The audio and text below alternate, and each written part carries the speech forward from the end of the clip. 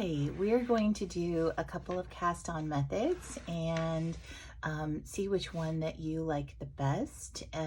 There's no real preference when you're starting to learn. It's most about making sure that the stitches are nice and even when they're cast on and they numbers correct, things like that. But you know, there's also some different methods that might feel easier in your hands. So let's look at a couple of them. So the first one I'm going to show you is the one that I learned when I first learned how to knit. So it is where you increase on the needles rather than doing like measuring out the yarn and doing the next method, which is the long tail cast on. So this one instead, what you want to do is you want to leave a little tail about maybe 6 inches. Go ahead and make a slip knot. And if you haven't done that, you can kind of wrap it around your fingers and pull through the loop and kind of gently ease the loop so that there's just this little knot here, but you can wiggle the tail in and out if you wanted to resize it. So once you've got that slip knot made, go ahead and pick up your needles. I like circulars, so I tend to use those on my videos, but even if I'm knitting flat, but feel free to do this with straight needles as well if you're working on flat. So you're going to go ahead and just put that slip knot over a needle and kind of make it snug, but not too tight. You don't need to cast on. Loose is better. So I'm just going to drag over a little bit of yarn. So this is the tail. You don't want to use that to increase your stitches because otherwise you'll run out of yarn. Ask me how I know. Instead, you want to kind of like tuck that to the back and hold it with your left hand along with your needle, and then in your right hand you're going to go ahead and have the long tail of yarn that is attached to your yarn ball. Excuse me, allergies. And then what we're going to do is we're going to insert the tip of the needle, your right hand needle, underneath the loop and to the back of the top needle. So it's going to be the back needle when you put it in. We're going to basically do a knit stitch. So you're going to wrap around the yarn and use your right hand needle to pull it through. But instead of releasing this yarn on the left hand needle and just making a stitch over on the right hand one, we're going to pull this out a little bit with the right hand needle, use the left one to grab that stitch and bring it over to the left hand side. So now we have 2 needles on our left hand needle, and we're just going to increase that by as many stitches as we need until we are ready to stop. Some methods, they go ahead and not knit into the slip knot that you first cast on, so you may not want to count that in part of your stitches. Instead, they kind of wait until you get back to that and drop it. I do not tend to do that. I go ahead and use it as one of my first as one of my active stitches. So it depends on what the written instructions say if you should drop that or not, but I tend to use it anyway. It's my preference, so it's probably not what the books would teach you. Okay, so we're going to do that again. We're going to insert our right hand needle through the loop to the back, bring the yarn around, pull it back through the front. Make sure these are nice and loose, not so loose that they're falling off the needle, but not tight, because you're going to need to knit into these later, so you need a little wiggle room. So we're going to pull it out and use the left hand needle to capture it and bring it back onto the left hand needle and snug it up, so that when your loops should be that when it crosses over the top here is what you see that's connected to the active yarn. If this was twisted a different way, it would be like this, and so like your front would be kind of tucked underneath. You don't want that. It ends up looking like a twisted stitch when you knit back into it. So you want to have all your stitches kind of arranged knitwise and not twisted. That will make your life much easier when knitting into them again and make them look more uniform with what your right side of your garment. Okay, so we're just going to continue on with this.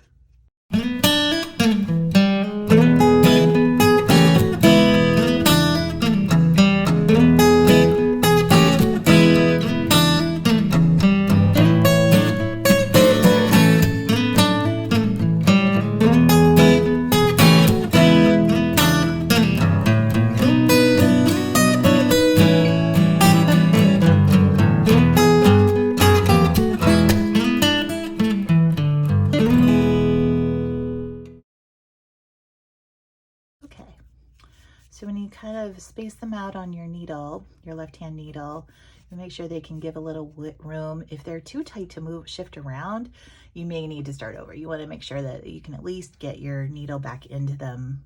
So like when I go to knit, I could actually get this needle inside that stitch again. If you need to, you just kind of take them off and start over again. So I've got 2, 4, 6, 8, 10. So I have 10 and I only need 10. I'm going to just drop that one off. If you were going to drop the initial slip knot, you could have kept that stitch on, because by the time you knit back over to here, you would just kind of drop that off your needle and close the loop in order to make it more of a secure start. So my cast on is just, you can tell it's like kind of pulling together a little bit more than like the needles on what's on the needle, the loops on the needle. But when you give it a little tug, it's pretty even. That's what you're kind of going for, is for tension. Makes it easy enough to knit into, but it's not too tight, and it's also not too loose that this would be not looking like an edge. Okay, so that is one method to cast on. Let's go to the next one. We're going to demonstrate another way of casting on, and that is the twisted German long tail cast on.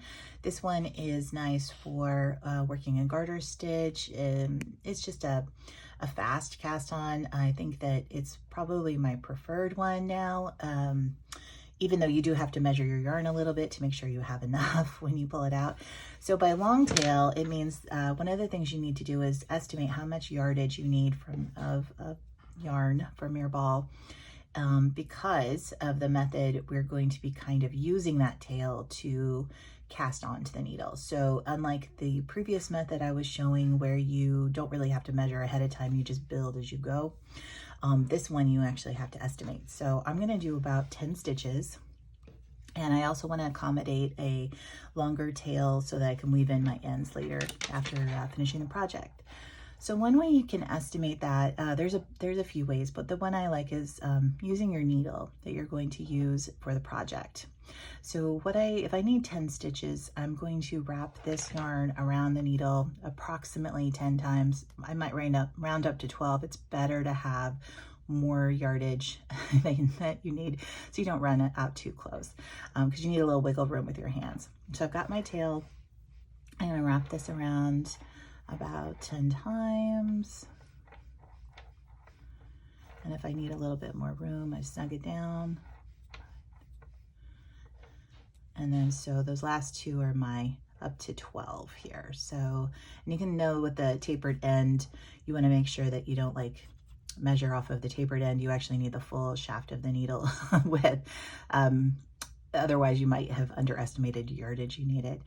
All right, so I'm going to hold my finger tight on where the yarn is attached to the ball, because this is my starting point in the middle here. I'm going to release it.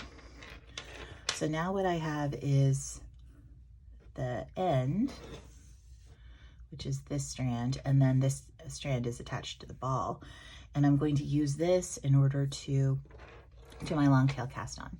Now, if you'd like, you can do a slip knot here at about the middle. There's a couple ways to do this if you don't want to do a slip knot, but this is fine to start with, just so you kind of estimate where you need to be.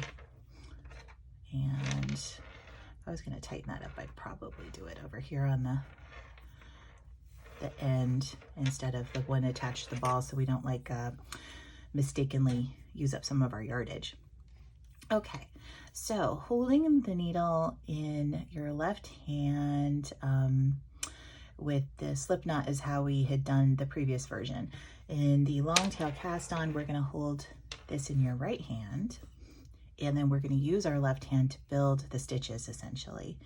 So you've got, it doesn't really matter, I found, which end you're holding over your thumb versus your fingers here that I'm going to show you. But where you start with this is you have the two strands draped over your fingers, your whole hand really, and then you're going to use your thumb to separate one out, and the other one goes over your index finger, your pointer finger.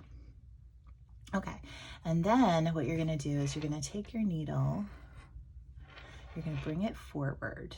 So now we have this cross basically. So I have a loop going over my thumb, I've got a loop going over my finger, and then in the middle here, I'm kind of holding it with my last two fingers for tension. And on the needle, I'm holding the active stitch with my thumb, usually while we're working this through. So we're going to go under the two strands around the thumb, and then we're going to hook the one that's closest to the middle of the hand, and then go down between the two strands, around the index finger. And so now I have this piece of yarn draped over my needle, and I've got this little triangle space between the strands down here. So I'm going to keep hold of that yarn that's around the needle tip, and I'm going to pull it through this little triangle here. Okay, so now I have the slip knot and then this stitch, but I've got a bunch of yarn still around my fingers, right? So now I'm going to release everything from my thumb and use it to kind of snug it up. So now I have 2 stitches on here. So I'm going to just repeat this over and over again. Go slow, underneath both strands on the thumb, down through the middle, around the pointer finger one.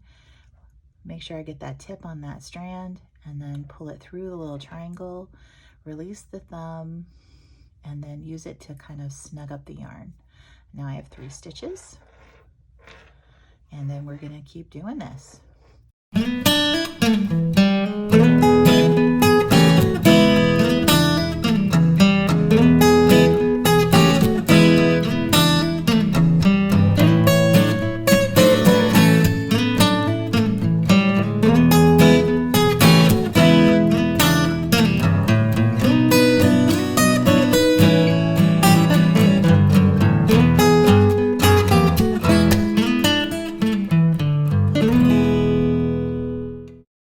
So now I have this yarn end for weaving in ends, which is just about perfect. You want it about like 6 inches or so. And then I have the tail for my attached to the ball of yarn, and I have cast on stitches. So then what I would do to start working on this is I just kind of turn it, and I'd make sure I was using the correct strand that's attached to the ball of yarn. So I always kind of hold back the end, and then I would just start knitting from here, and you go to town. All right, and that is the Twisted German long tail cast on method. All right, I have one more method to show you for cast on, and that combines knitting needles and a crochet hook when you are working the stitches onto the needle. It's a little similar to the long tail cast on in that we only really need 1 needle to be working with. However, you don't need to pre-measure your yarn. So it's a little bit more like how we increase in the first step, which is using the needles and kind of building on the stitches as we go. So this is kind of nice to learn ahead of time because you can use this for provisional cast on using a crochet hook, but you can also just use this as a cast on method as well. So for doing the provisional, there's slightly a couple more steps, but for this, what we're really going to need to do is just kind of start where we usually do, which is kind of finding our tail that we want to do for leave for extra for weaving in later. Go ahead and make a slip knot. And in this case, we will not count the slip knot as part of our active stitches on the needle because it's going to need to be pulled in a little bit for aesthetics for sure, rather than just working it. So we're going to take our needle, and I'm using circulars on this one as well. I'm going to kind of anchor one of the other needle I don't need to the edge of the table because otherwise it's going to make a lot of rattling around as I do this.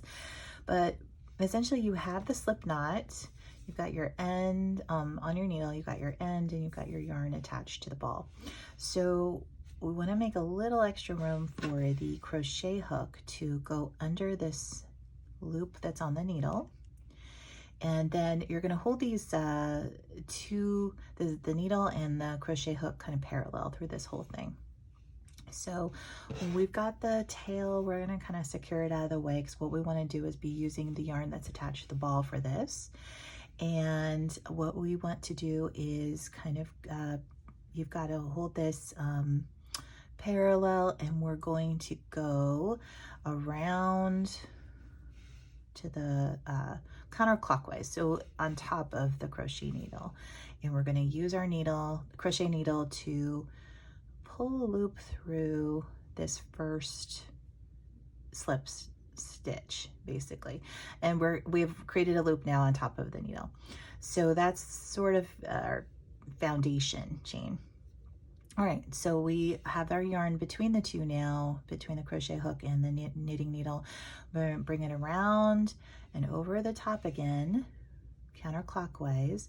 We're going to use the crochet needle to just pull the yarn through as a loop, and now we have an active stitch on our knitting needle. All right, we're just going to repeat this over and over until we have the number of stitches, which I'm shooting for 10, and I'm not counting this first stitch with the slip knot here. So you bring the yarn over the needle and the crochet hook, use the crochet hook to pull a loop down, and now I have 2 stitches. Repeat.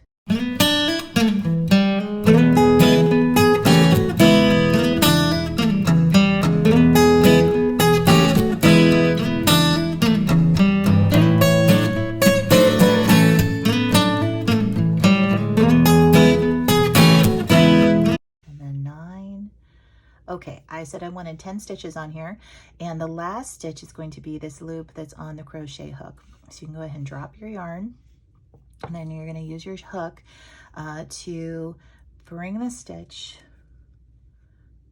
out a little bit with the yarn so that we have some maneuvering room. I'm going to take our left-hand needle and just go into that loop to secure it.